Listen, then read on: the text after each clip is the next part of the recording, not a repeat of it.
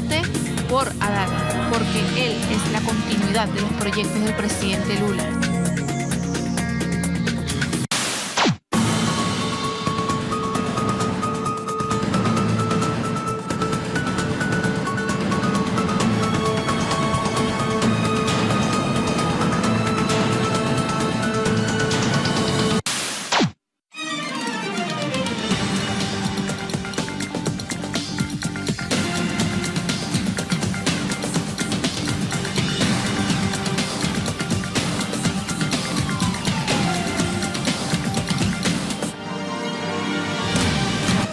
¿Cómo está? Inicia Temas del Día. Vamos a revisar nuestra pregunta en Twitter para que se sume y participe. Aquí está. El fin de semana asesinaron a otros 3 líderes campesinos en el departamento del Cauca, Colombia. No me canso de preguntar ¿hasta cuándo?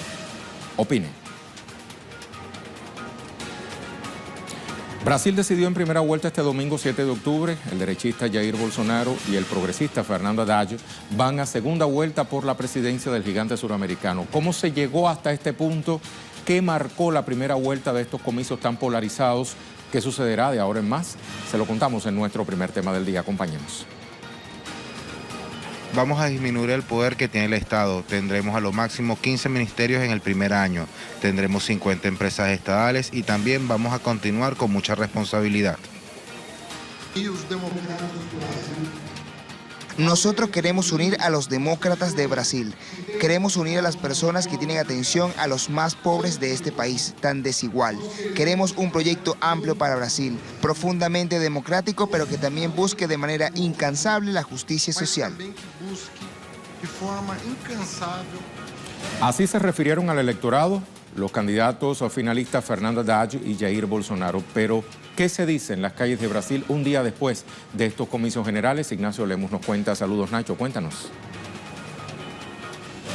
Saludos, repercusiones entonces después del resultado de la primera vuelta de las elecciones presidenciales que mostró a Jair Bolsonaro con 46% de los votos y por su parte a Fernando Haddad con el 29% de los votos. Ahora el desafío para la izquierda brasileña será conseguir aglutinar diversos sectores del centro hacia la izquierda para conseguir derrotar a las fuerzas ultraconservadoras. Según Fernando Haddad, quien hoy se dirigió hacia la sede de la Policía Federal en Curitiba, es necesario la unión de diversos sectores ahora en la lucha por la democracia. Además, resaltaba una lucha por la democracia con justicia social en un contexto inédito desde la redemocratización en Brasil. Desde el año 1989, Brasil, según Haddad, no vive un contexto electoral como el que se presenta en este momento y llama a la urgente concentración de diversos sectores en torno a la defensa de la democracia. Puntos importantes de esta elección uno de los puntos importantes fue el aumento de parlamentarios por parte del Partido Socialismo y Libertad para Brasil, y también un aumento de algunas fuerzas ultraconservadoras, policías y militares dentro del Parlamento, y también un punto importante es la primera candidatura y elección de una diputada trans en Brasil, un hecho histórico que ahora da un nuevo paso para esta comunidad en Brasil, justamente en contraposición con aquellas fuerzas conservadoras y los discursos de Jair Bolsonaro de persecución a la comunidad LGBT.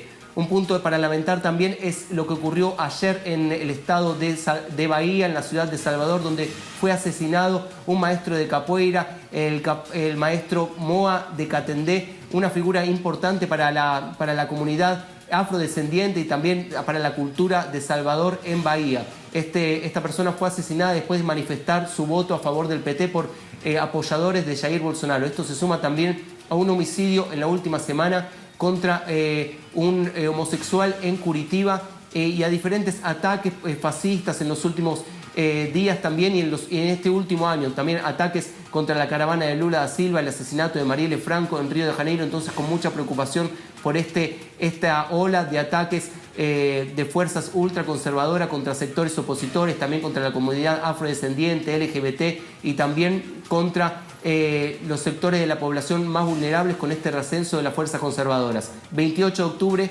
fecha clave para la segunda vuelta en Brasil entre el progresismo y un proyecto de ultraderecha que pretende liberar además el uso de armas en Brasil. Muchas gracias, Nacho. Muy preocupante esa situación y no han llegado al poder. Luego de escuchar a nuestro corresponsal, le invito a conocer en detalle los resultados de esta primera vuelta electoral vivida en Brasil. El candidato por el Partido Social Liberal, me refiero a Jair Bolsonaro, obtuvo un 46,16%, quedó de primero en esta jornada.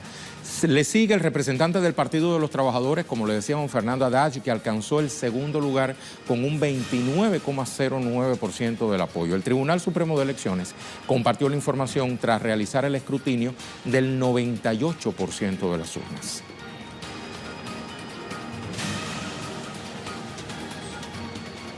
Y después de conocerse estos resultados, líderes sociales hicieron su lectura sobre lo acontecido durante la jornada de domingo. Vamos a escuchar su opinión. Fue muy difícil porque fue un enfrentamiento con todos los partidos de derecha, que se juntaron con nosotros. Ahora en la segunda parte de esas elecciones es muy importante porque debemos envolver al conjunto de la clase trabajadora y discutir un proyecto para Brasil. El pueblo brasileño dio un recado en esa elección. Quiere que haya ahora un debate del proyecto del país. Un proyecto en el que nosotros defendamos la democracia y el otro candidato tiene una concepción diferente sobre el país. Vemos ese proyecto como una defensa de la soberanía popular, de generar más empleo, distribuir la renta, devolver derechos que nos fueron cancelados. Es necesario que el otro candidato venga a hacer ojo a ojo el debate que no hizo en la primera vuelta. Ese es el saldo de la elección en 2 vueltas. La población mostró que quiere un debate por el futuro del país y quien tiene condiciones de apuntar al futuro y unir al país es Fernando Haddad.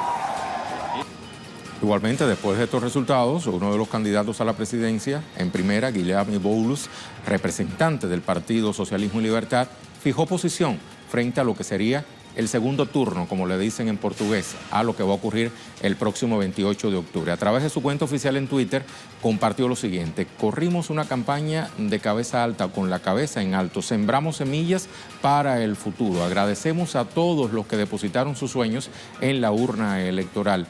Ahora vamos a estar en las calles para derrotar al fascismo y elegir a quien representa la democracia en segunda vuelta, Fernando Haddad, y utiliza incluso una etiqueta que estuvo muy posicionada durante los días previos a la elección, el no, contra Jair Bolsonaro.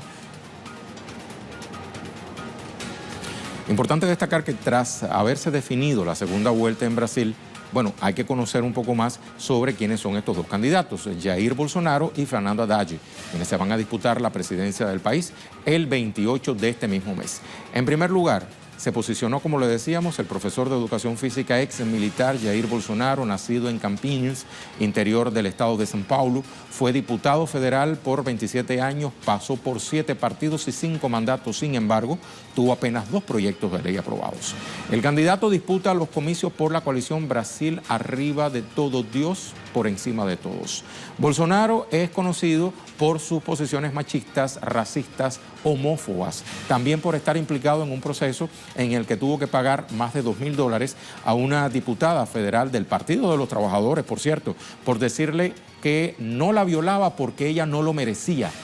Su postura agresiva igualmente le ha generado el mayor índice de rechazo popular durante la campaña, con un 43%. Hablemos ahora de Haddad. Fue elegido por Lula da Silva para que lo representara en estos comicios luego de que su candidatura fuera impugnada por la justicia brasileña. Es abogado, tiene 55 años, nació en São Paulo, donde comenzó su carrera política como subsecretario de Desarrollo de la alcaldía. Posteriormente, durante los 2 gobiernos de Lula, fue ministro de Planificación y de Educación. Luego, en 2012, fue electo alcalde de São Paulo. Durante su gestión fue considerado por el pueblo como el mejor alcalde de Brasil.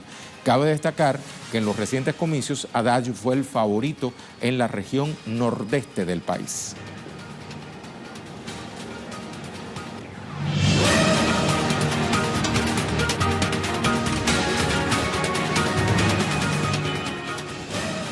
Reiteramos nuestra pregunta del día. El fin de semana asesinaron a otros 3 líderes campesinos en el departamento del Cauca, Colombia. No me canso de preguntar hasta cuándo van a ocurrir estos crímenes. Opine. Y nuestra imagen del día nos va a llevar a la Argentina. Los docentes inician un paro nacional por 48 horas contra lo que consideran es un irrisorio aumento salarial por parte del gobierno de Mauricio Macri. Con esta imagen le invito a hacer una pausa. Al regreso vamos con más en Temas del Día.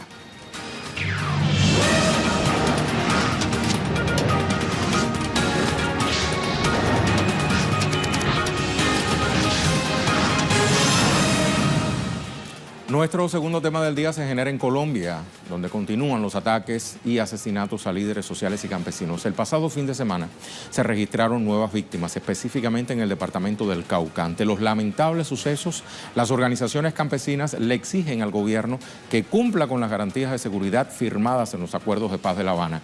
Le ampliamos. Los asesinados fueron Jaime Rivera, de 52 años, defensor de derechos humanos, miembro del programa de sustitución de cultivos de coca, junto a sus 2 hijos.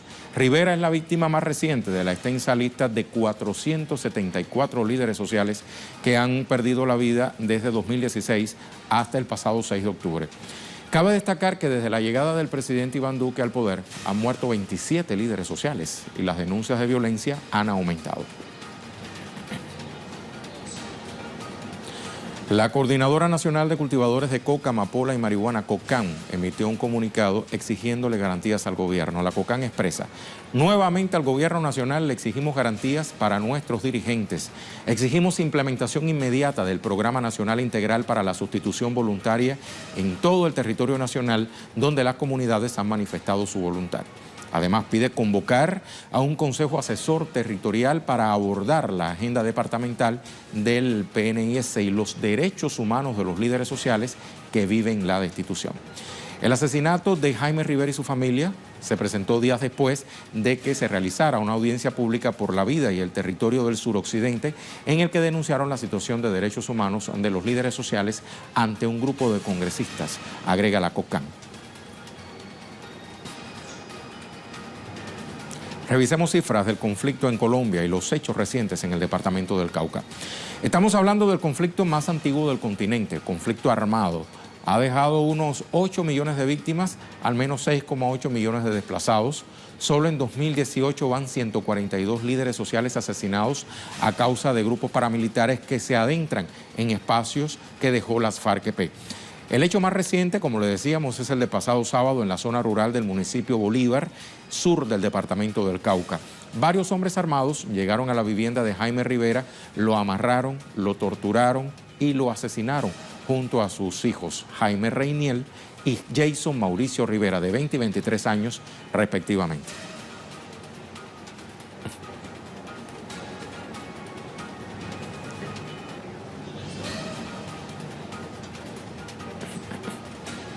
Revisemos reacciones. Así habló un vocero de la COCAM tras conocerse el asesinato de los líderes campesinos en el departamento del Cauca el pasado sábado. Nos solidarizamos con la familia del compañero Jaime Rivera y sus 2 hijos, Jaime Reynel Rivera y Jason Mauricio Rivera, quienes fueron asesinados el día de ayer, 6 de octubre, en la vereda de Las Minas, corregimiento del Robledo de Bolívar, Cauca. Esta familia venía implementando el acuerdo de paz y en especial el programa de sustitución de cultivos de uso ilícito. Exigimos al gobierno nacional las garantías para nuestros líderes y lideresas que venimos implementando el acuerdo de paz y el programa de sustitución en nuestros territorios. Exigimos también al gobierno nacional el cumplimiento de los acuerdos de paz pactados en La Habana. Paola Fernández desde Bogotá nos tiene la ampliación. Te saludo, Paola. Crece el número de asesinatos a líderes sociales. Siguen sin escucharse las voces desde el Estado colombiano capaces de ponerle freno a esta situación, ¿cierto?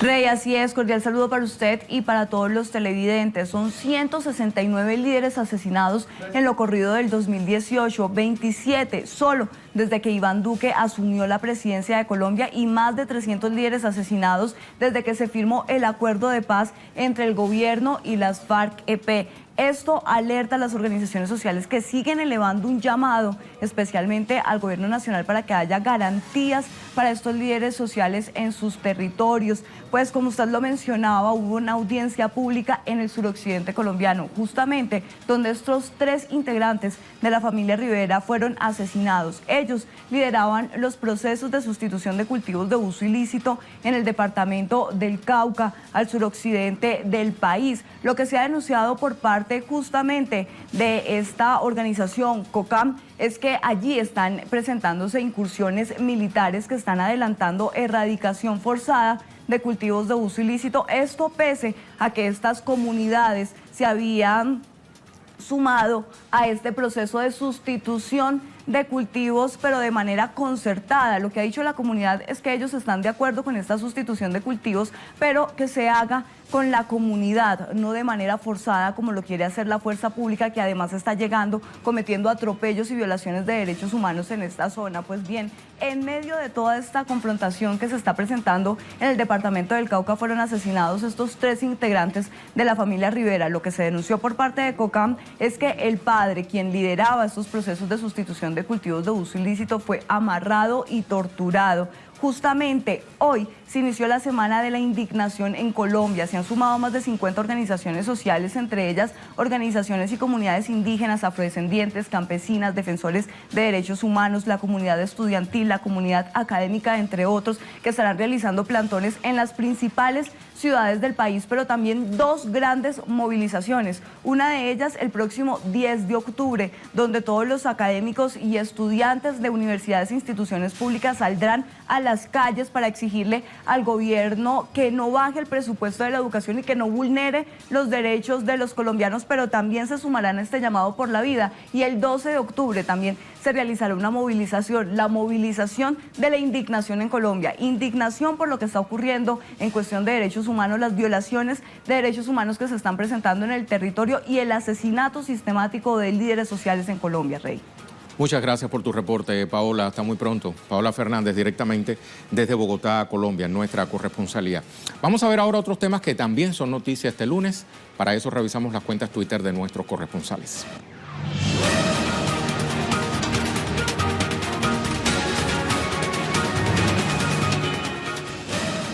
Ahí tenemos a Jaime Herrera. Perú decide, se reportan 110 incidentes durante las elecciones municipales y regionales de este domingo, los más graves en distritos donde la población denuncia fraude, quemó las ánforas y cédulas de votación. En Guadalupito se ha reportado un fallecido durante las protestas. Otro tuit, Fernando Francia, Costa Rica, la huelga cerca de cumplir un mes, traslada sus baterías al Poder Judicial y mantiene su rotunda oposición al plan fiscal. Esperan un dictamen de esta entidad que declare nulo el procedimiento en la Asamblea Legislativa. Vamos con otro.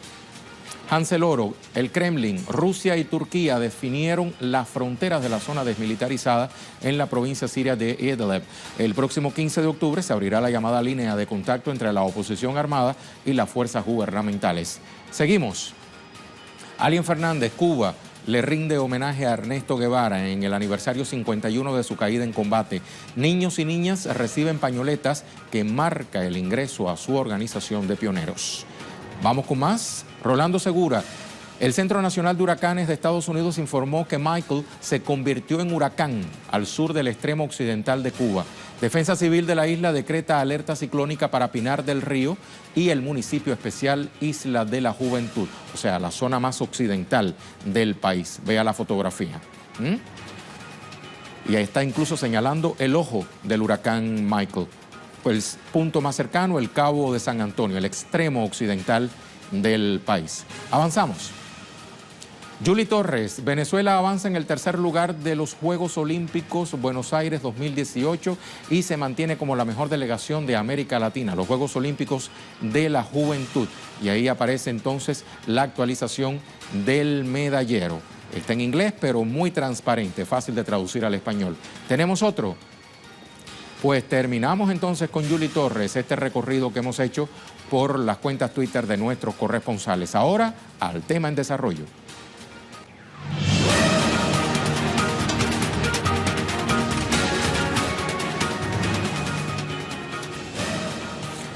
El Tribunal de Mayor Riesgo sede Guatemala cerró el debate oral y público y citó a las partes procesales para el día de hoy a las 19 horas. ¿Para qué? Para dictar sentencia en el caso de la ex vicepresidenta Roxana Valdetti, acusada formalmente por caso de corrupción. Pero vamos a dejar que sea nuestro corresponsal Mario Rosales quien nos dé los pormenores. Saludos, Mario, cuéntanos. Hola, ¿qué tal, compañeros? Un saludo hasta el Central. Bueno, acá en Guatemala se espera que a las 7 de la noche, hora local, empiece la resolución del Tribunal de Sentencia de Mayor Riesgo C, el cual dará a conocer si la ex vicepresidenta Roxana Baldetti es culpable o inocente.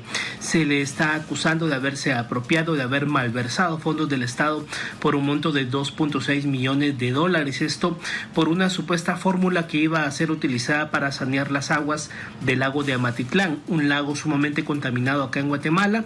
Una empresa israelí vendió una fórmula, se cobró el dinero, este dinero supuestamente fue a parar a cuentas de la ex vicepresidenta, pero resultó que esta fórmula era agua con sal. Así lo determinaron investigadores y científicos. Era agua con sal, no era ninguna fórmula especial para limpiar el lago, y por esto pues un fraude al Estado de Guatemala, dinero que se cobró y que iría a parar a cuentas personales de Roxana Baldetti. Por este caso conocido como el agua mágica, popularmente así se la ha conocido acá como el agua mágica, Roxana Baldetti pues hoy conocerá si será declarada culpable o inocente. Es el primer caso de cuatro casos por corrupción que está acusada y por la cual está desde 2015 en prisión preventiva, pues sería la primera sentencia, la primera condena que conocerá Roxana Baldetti, que hizo gobierno con Otto Pérez Molina. Volvemos al set central. Muchas gracias, Mario. Solo falta ahora que la ex vicepresidenta diga que no tenía conocimiento de que era agua con sal. Vamos ahora a revisar nuestra pregunta en Twitter y las respuestas que nos llegaron.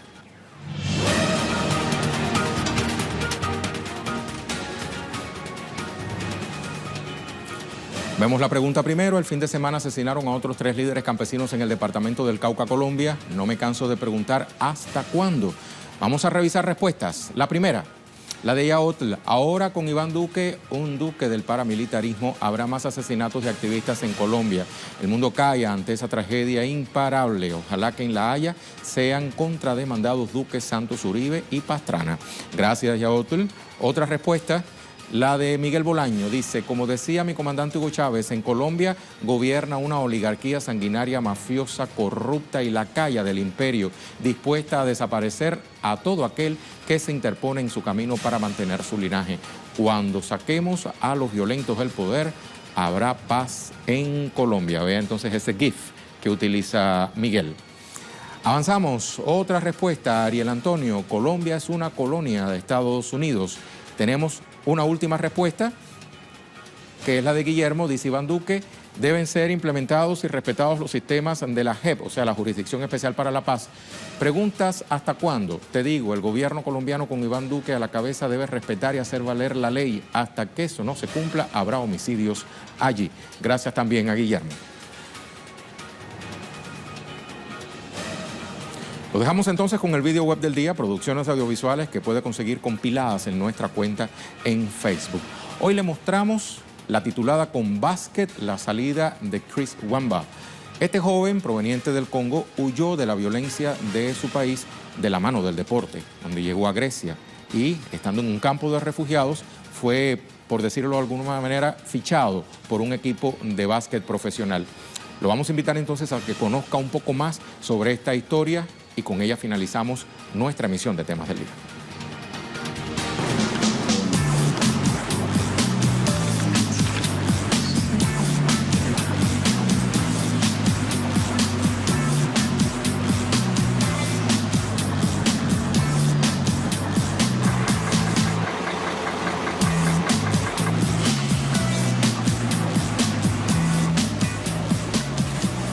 But I was running all the time.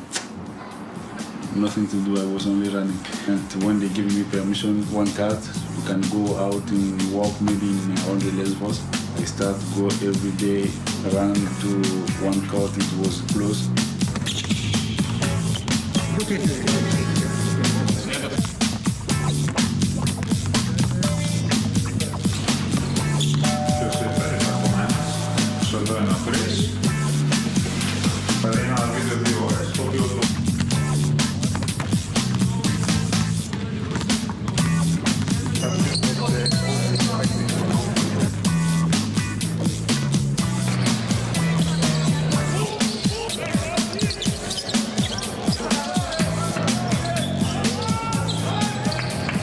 παιδί αξίζει αυτή την ευκαιρία.